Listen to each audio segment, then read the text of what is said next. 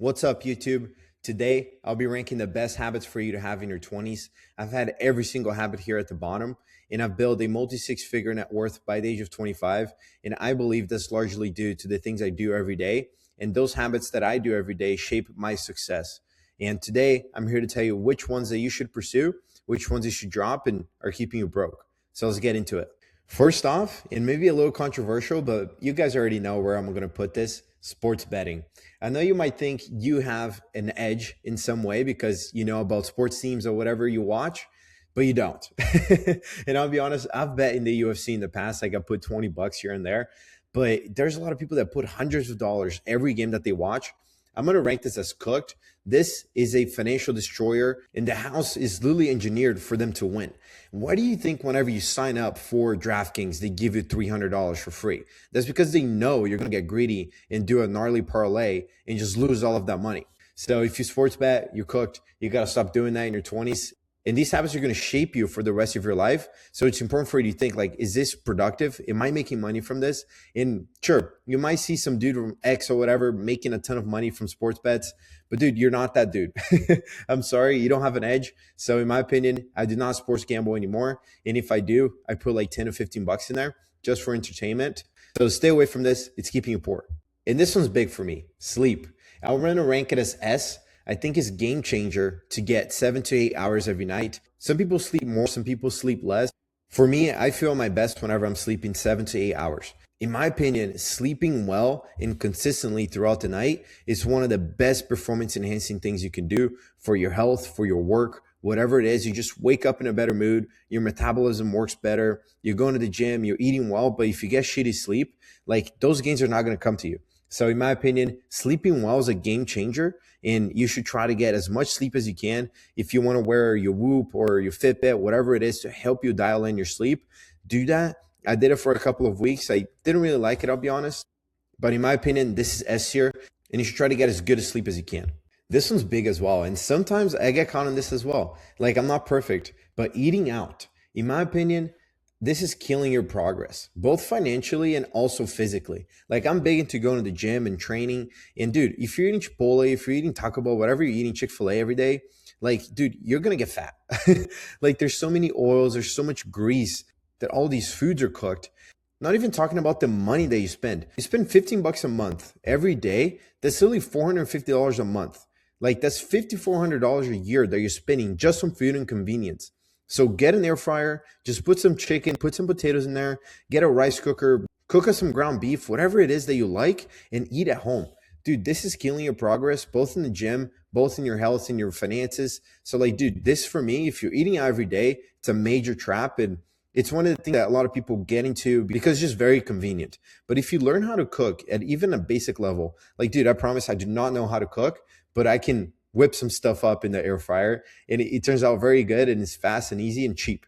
So focus on that. Don't try to eat out every day. Here and there, like it's fine, like on the weekend, like don't get me wrong, but this in my opinion is killing your progress. Stay away from it. Investing, you guys know where this is going to go. S tier any day of the week. If you start early in your 20s and you're very diligent about if you start early in your 20s or even mid 20s, late 20s, whatever it is, but you get this habit dialed in of investing your money, whether that be into a Roth IRA or your 401k, whichever account that works best for you, this is a great habit to have because in the compounding you get from being in your 20s is so massive. This is for sure a game changer. And later on in life, a lot of people that didn't invest in their 20s or even earlier are having to catch up all these contributions. This is a game changer. If you're not investing right now, go and watch some of the videos, get some ideas on what to invest in, how to value companies, and get into that right now because future you is going to be really happy that you did that. So S tier, go get out there and invest your money. Zen. This one's huge. So I've vaped in the past. I've done Zen, and dude, Zen got to me. I don't know what it is, but these pouches are insane. And honestly, I had a bad habit of Zenning when I was in college and just nicotine pouches in general. And I don't buy them anymore, but if someone has it, like I'll put a Zen in. I'm not Mr. Monk mode over here, but this is cooking you slowly. And it's also expensive. It's like $7 for a Zen. Dude, like you just don't do it. It's honestly a waste of money. And a lot of people are like, this is a nootropic. It's nicotine. It gets me dialed in. I'm telling you, like, you're going to get addicted to this stuff. And there's people that do Zen and nicotine that never get addicted to it. but I do. So if you're someone like me, just don't do it. Just never start it, because in my opinion, this is something that will kill your progress. And if you're buying Zens every week, every day, like, dude, you're cooked. So stop doing Zen right now. And honestly, I used to be big into Zen, like I mentioned, but I don't do it anymore. So if you're doing it right now, you've been doing it for a couple of years, just drop it. Honestly, it's going to suck for a couple of weeks, but it gets better. You're not craving that thing anymore. You don't have to spend money on it. It's honestly a game changer. So if you're doing Zen right now, you're cooked. So stop doing it. Let's talk about reading. This one's big for me too. I really enjoy reading, and I didn't for the longest time until I picked up a book called Think and Grow Rich just by accident. And I bought it forever ago, and it was sitting in my drawer. And I read it when it was during COVID. And it honestly got my passion to reading again. And I'll rank reading as A. If you're reading in your 20s, I think you're ahead of a lot of people. And it's a good habit to have. Like, I've read all of the Dune books. I'm a big fan of the series before bed. So I don't have to be on my phone or watch TV. It helps me get sleepy before bed. And throughout the day, I read nonfiction books. So books that I'm actually learning from, whether that be in investing or creating better habits, like Atomic Habits, for example, or maybe entrepreneurship, whatever it is. Like, dude, reading is one of the best things for you to do. So if you're reading right now, keep reading. But if you're not, get into that habit, because I definitely recommend it. This next one is drinking. I'm going to rank it as C and not necessarily as D, because there's a social aspect to drinking. And honestly, I've gotten a lot better with this. In college, there's always a lot of parties I used to go to. But now, as an adult, there's no reason for me to be drinking more than one day a week. And honestly, I should probably drink a lot less that one day a week that I drink. But dude, here's the thing. Whenever you drink, it takes you 2 days to recover. Like, it takes you all of Sunday, and it takes you most of Monday, because your sleep schedule's all messed up. And not even talking about your metabolism, your calories that you're ingesting whenever you drink. Dude, I think drinking's killing your progress, especially if you're drinking very often throughout the week. So in my opinion, stay away from it. But then again, I understand, like, if you're actually pretty dialed in, you're drinking like a couple of beers whenever you go out, I don't think there's actually much of a downside, because you're going out, you're being social, you're meeting new people, learning new ideas. And I think that's a net positive. But drinking a lot and binge drinking is a problem. So if you're doing that right now, quit that and drop it right now, because honestly, it sucks and it's killing your progress. Journaling. So this one's very new to me, because I didn't journal in the past, but it kind of went right in hand with reading. And I'm not sure what sparked me to journal, but I'm going to rank it as a good habit, just mainly because I haven't seen many benefits from journaling yet. I do think it's a good habit for you to sit down and write your thoughts on paper, because you have so many thoughts going through your mind. And whenever you write them down, only the right stuff that's top of mind for you gets on paper, and you get it off your head. Is actually a really good way for you to, like, digest information, in my opinion. So journaling is a great habit for you to have. I wouldn't rank it as S or A, because I've gone all of my life without journaling pretty much, and I didn't feel like the need for it. But I've been enjoying journaling about whatever it is, either it's about my life or my work, my religion, whatever it is. I think it's a good habit to have. So in my opinion, journaling goes in B tier.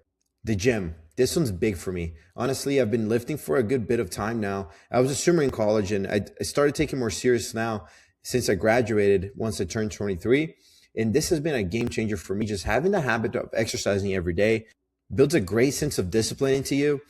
And I'm not saying that you have to be a bodybuilder or get on gear or go every day in the morning at 5:30 in the morning and then run 10 miles. That's not what I'm saying. I'm just saying, go to the gym, do a 3-day split, like chest and triceps, back and biceps, and then do legs for a day. Do the Stairmaster for a little bit. Like, dude, your mood is going to be so much better after you leave the gym. In my opinion, this is one of the best things you do in your 20s, and a great habit for you to have. Doom scrolling. I'll rank this as C. I would say it's killing your progress. I don't think necessarily you're cooked if you doom scroll. I do think it's pretty bad for you, but you're treating your most valuable asset, dude, which is your time and your attention. You're just putting all of your attention into TikTok and Instagram Reels and comparing yourself to other people and thinking that you're behind and all this kind of stuff. Like, dude, like, no, this is not good for you. People spend so much time on their phones. They could be creating YouTube videos. They could be starting their business. They could be working more. They could be reading, doing all of these things above that I've just talked about. But they choose their time to be scrolling on TikTok or Instagram. Like, dude, this is killing you. I'm very big on this. I don't scroll on my phone. I download Instagram on the weekends because It's fun scrolling every so often, but like, dude, I'm not there for 5 hours. I'm only there for like 35 minutes, and I only do it on the weekends because during the weekends I can actually relax a little bit more and I don't have to be so locked in. So I would say it's killing your progress, but you're not necessarily cooked because you can always stop scrolling and delete those apps. So you should work on this and you should stay away from doom scrolling. There's no positive of doing. So let's talk about martial arts. I train jiu-jitsu. I've been training for a number of years now, and I'll rank it as A because I think there's so many benefits that come from training either jiu-jitsu or Muay Thai, kickboxing, whatever it is that you train. Like there's so many benefits as a dude, in my opinion, for training. It just humbles you so much. Like you've always heard of that guy, like whenever I see red, like I can get anybody. Like, dude, that's not how it works in real life. Like you walk into the gym and regardless how mad you are, like you're not gonna tap someone out as your first day in jiu-jitsu. Like it's just not gonna happen. So it's a great deal of humbling. It honestly is a great exercise as well. I've learned so much about my body and how I move just from training. But I know this is not for everybody. It's like some people really do have messed up bodies where they're just broken up for whatever sport they did. Like maybe they play football and have a torn ACL, whatever it is. Like I know it's not for everybody, but I do think you're ahead of the curve if you're able to train in martial arts because, dude, there's so much discipline infused with martial arts. It keeps you so humble. It also gives you like a sense of confidence as a dude. Like if some shit goes down, like you're able to defend yourself. And that's a big thing in this world. So, in my opinion, you're ahead of the curve if you train martial arts. I'm a big fan, of course, of jiu-jitsu because you're not getting hit in the face. Like, yeah, your joints might get messed up from training, but at least you're not showing up the black eye at work every day. So, in my opinion, jiu-jitsu is one of the better ones because it's less taxing on the body. But there's so many other ones that you can get into, like boxing or Muay Thai, that are also phenomenal. Making your bed. So this one is a little bit controversial. I'll rank it as good habit because I do think you do get a small win whenever you make your bed in the morning. And a lot of people are like, dude, why would I make my bed? I'm going to lay in it later in the day and I'm just going to sleep. Like it's going to be the same thing. But whenever you have like a bad day or even like a normal day, you go home to your bed made, like, dude, that thing is all crispy and is looking good. And then you lay in it and go to sleep. Like I like that feeling. And whenever you make your bed in the morning as well, like it's a first quick win. And dude, I'm a big fan. I've been making my bed for a number of years now. But then I understand like it's not necessarily like going to move the needle all of that much for you. Like if you don't make your bed, it doesn't mean you're not going to be successful. Like that's just silly. So, but in my opinion, it is a great habit for you to have. And if you don't, just try it out. Try out making your bed for a week. And if you don't like it, then just leave it as is and just go about your life like you were doing it before. So let me know in the comments what you would have ranked different in this tier list. Let me know what you guys think of the video. Don't forget to subscribe and leave a like. I'll see you guys soon.